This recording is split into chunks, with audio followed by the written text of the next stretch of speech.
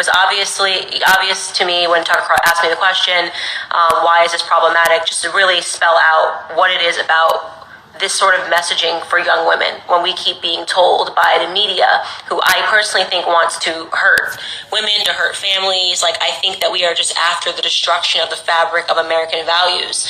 How problematic and harmful it is when they praise a performance like that, which was two women and dancing on the floor half naked, gyrating their vaginas against each other, humping on top of each other, whatever. I only saw 30 seconds of it. It was all I needed to see. And yet we have a culture that says that's iconic, that's feminist, that's great. None of that stuff is good. I mean, you don't need to like me to acknowledge that performance was disgusting.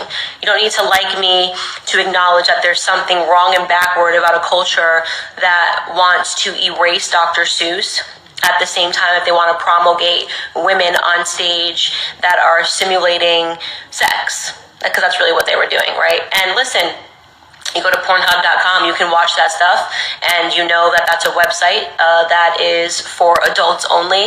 This is on CBS. This is the Grammys. If people that are saying, oh, parents should be, monitoring what their children watch, there used to be a time in America where you could always watch the Grammys and not see that, okay?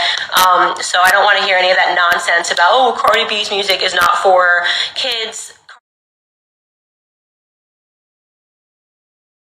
If you're watching a TV show and you decide to take your values from that, you're an idiot.